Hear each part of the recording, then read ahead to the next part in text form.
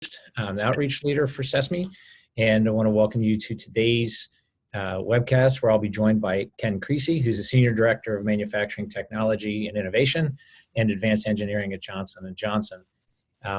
Just to give a little bit of background framing of the webcast series itself, what we're shooting for here. You've all heard about 6 degrees of separation being 6 degrees removed from knowing every person on the planet. And from a smart manufacturing perspective, we're trying to leverage that same concept as far as getting access to the people and the information that we need to make smart manufacturing a reality.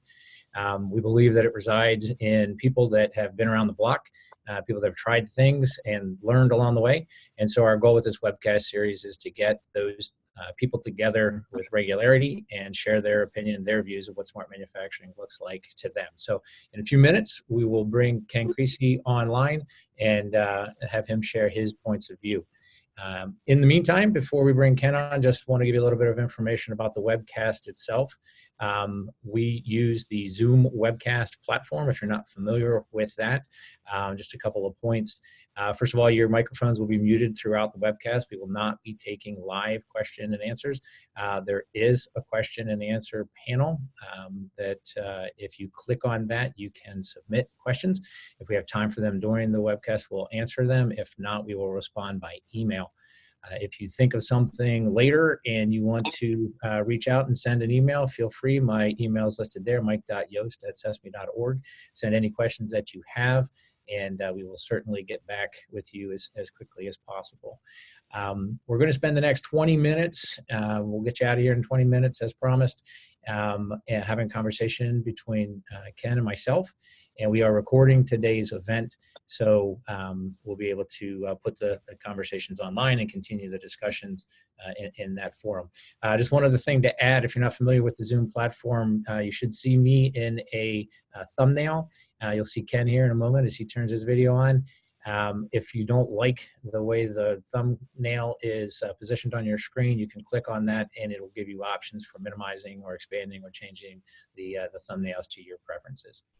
So with that behind us, I just want to welcome Ken Creasy to join us here today. Ken is a supply chain executive with Johnson & Johnson. Already gave you his title, but he leads the enterprise-wide engineering organization and supporting all segments of J&J. I think he brings a very unique perspective here that we haven't had represented on the webcast series to date, and that is looking at innovation and looking at from a supply chain perspective, how manufacturing operations supports and actually helps drive innovation and competitive advantage for a manufacturing organization, certainly one as large as J&J. So, Ken, if you are there and can turn your camera on, I'd like to welcome Ken from afar. He's our farthest distance participant, joining us this morning from Sweden. So. Welcome, Ken. All right, thanks, Mike. Well, so go ahead. No, I'm sorry, go ahead. No, I said, so the question is, what does smart manufacturing mean to me? Yep, absolutely. What's it look like to you? All right, so for us, you can go to the first slide. So for us, it's a foundation upon which we build innovation in supply chain. So smart manufacturing, our goal is to move the bell curve. People hear time and time again that a new treatment is released and 60% of the patients saw a benefit. Well, 60% is great, but what about the other 40%? Mm-hmm. So what we're trying to do is move the bell curve so that we get the very best outcome for all of our patients. And the way to do that is through custom solutions. And custom solutions necessarily require far more information, and it causes us to apply far more precision in manufacturing to be able to deliver those products to our patients. So this whole idea of mass customization is real. It just takes a lot of work, and I think that smart manufacturing is the base upon which we're going to build solutions. So for us, it's a big company. It's very difficult to do agility at a big company. Sure. So we've put together put together an innovation model that makes use, and there's a little piece of that on the side you can see. But our innovation model is we source, we test, we scale, all done with a backbone of smart manufacturing. So the technologies plus the digital stack, plus going through a systematic approach is what allows us to innovate. So smart manufacturing is the basis of our innovation. Well, and that, to me, that's really a powerful testimony. Certainly something that I believe in, and that I'm glad to hear you here representing. We've had other folks on the webcast series from a bunch of different constituencies, from academia, from solution providers, from manufacturers, but more in the manufacturing operations domain. So to talk about, or to hear an organization like J&J talking about things, I mean, what you have listed there is customer outcomes, right? The mass medicine, Absolutely. And how there's a specific tie from an organization like J&J to say we need to innovate in our manufacturing operations in order to deliver across that top line strategic benefit as a business. I think that's a huge statement to the fit and importance of smart manufacturing fitting into supporting innovation at that level of an organization. Yeah, we refer to them as mode 1 type innovation, which is kind of what everybody does, the incremental improvements over time. But to get disruptive or substantial innovation, you really need to open the doors and think more broadly. But if you do that in an undisciplined way, you're not going to get results. And so the smart manufacturing platform allows us to do that very systematically with technologies we know that are proven and can be integrated as part of those solutions. So you mentioned specifically the platform approach, and I should have mentioned at the top, you're a new member of the CESMII governance board, so appreciate your leadership and voice there from that perspective. So obviously you have a vested interest or are here to lend your voice to CESMII and what is needed from a technology perspective. I guess you want to dig into that a little bit as far as how you or how J&J looks at sort of, I guess, the platform perspective broadly, not necessarily trying to sell people on the CESMII platform as much as just sort of a general technology platform need and what's the driver behind that.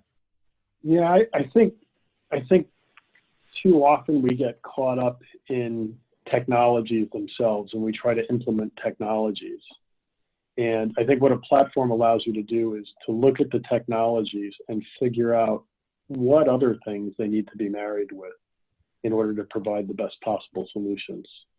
And having CESMII and other tools available to test out some of those assumptions and to put some pieces of the puzzle together and see whether or not they work well is a tremendous advantage that we have being CESMII members.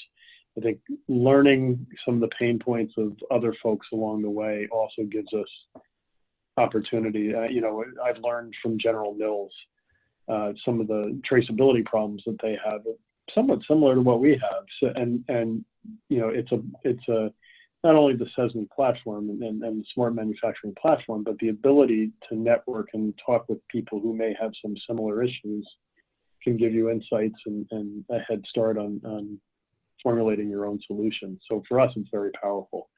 Okay. And you and I have had the opportunity to talk in the past, and one of the things that really excited me about you being here as a leader and lending your voice is your perspective that you can't do it alone, or you don't want to do it alone. J&J doesn't want to go out and build in isolation because there's value in being in that type of environment where you can learn from others.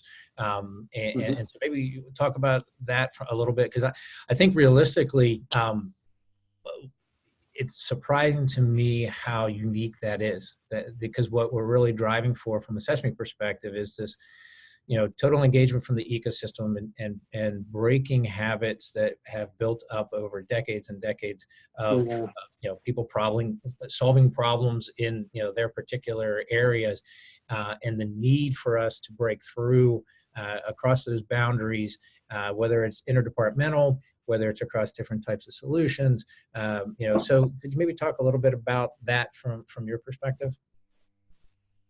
So there's about 160 to 180,000 people who work at J&J. Some really sharp people. There's 7.2 billion people who don't work for J&J. Statistically speaking, there's got to be some really good ideas out that don't originate within J&J, right? So the way I look at it is, you only know what you know, and your sphere of influence and your sphere of knowledge is limited if you don't throw open the shutters and look outside every once in a while. What we're trying to do is do that a little bit more systematically and really looking for where innovation is coming. And I'll tell you some other things about looking outside.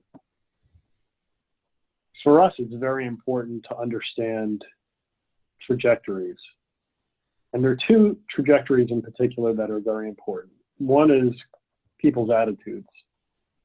And the other is where technology is heading. So people's attitude, people want more customization. They want to feel like, their healthcare is designed for them. The consumer products are designed or optimized for them. The medical device that they're going to have implanted is customized for them. So, and that kind of goes with the whole bell curve, right? They should get better results if it is produced with the patient or the consumer in mind. The other piece is to understand where trajectories are coming. And Mike, you and I have had this conversation before.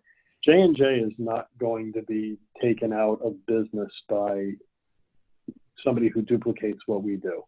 Yeah, they can do it for a little bit less cost, but that's not what's going to take J&J out. Right. They may be able to produce the same biologics, but we've had competition from generics for years and years and years, and we move on to the next product, and that's what we'll continue to do. It's not those types of disruptions that we should be afraid of. The disruptions we should be afraid of are brand new solutions to existing problems and solving problems far better than what we ever imagined.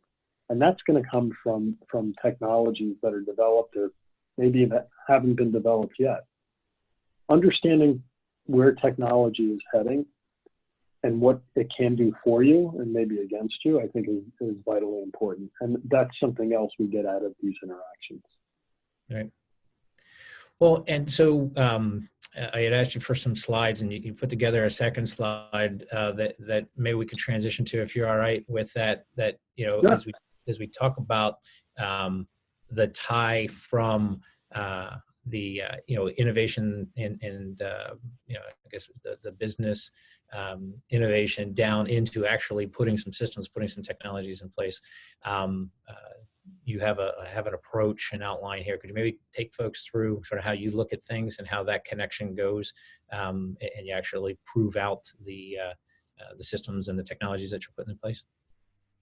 So this is the diagram you see is actually from one of our partners, University of Connecticut, who we're working with on a project, a CESMII sponsored project on optimizing precision manufacturing equipment. And it is the typical systems engineering diagram. But that is how this is something we haven't done rigorously in the past. And it's something that, after speaking with George Bolus, who's the PI on the project, and some of the partners at United Technologies Research Center, Connecticut Center for Advanced Technology, we realized that this is kind of how we should be doing things. So especially customer-facing things where people think they have the solution, if we have a good system design, and again, the smart manufacturing platform provides that, we can really understand what the requirements are, and we can start boiling them down and mapping them out.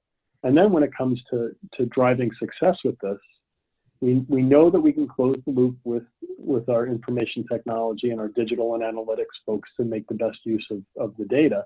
But then we can also use the same approach to make sure that the solutions we have are successful and robust. And that's really very powerful. And it, you know, to some people it may be motherhood and apple pie, but we've tried innovation in supply chain, and a lot of what we've missed when you do a forensic analysis of what didn't go well, it's getting down to those requirements and then designing a system that goes passionately after those requirements and nails them, to be frank. That's where these things start falling apart. So having a regimented system can allow for very fast development and deployment, which is what we're trying to do. You know, we're in supply chain, so we're all about getting product out the door, right? Sure. How about from a teaming perspective, when you do that requirements gathering and definition and such, what's your experience been, or how do you operate as far as working across, you know, supply chain teams and technology teams and manufacturing teams? You know, is there any magic or secret sauce that or gotchas or things to watch out for as far as working across those types of teams, cross-functional teams?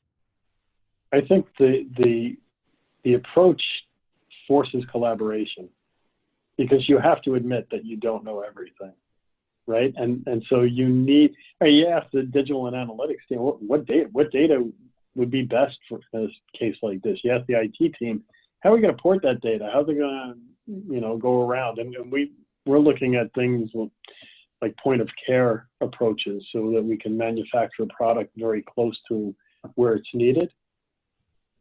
There is some data security, patient security, porting of data, being able to process it very quickly and make it come real into a product, that are significant challenges. And if we had the hubris to think, well, we can always pass that on down the road to the IT or the data and analytics team, we would have fallen flat on our face. So I think it forces collaboration, and it really, and I think the other groups, the engagement is better because you're coming earlier, because you're looking at the systems and you're saying, oh gosh, I need to understand how these things work.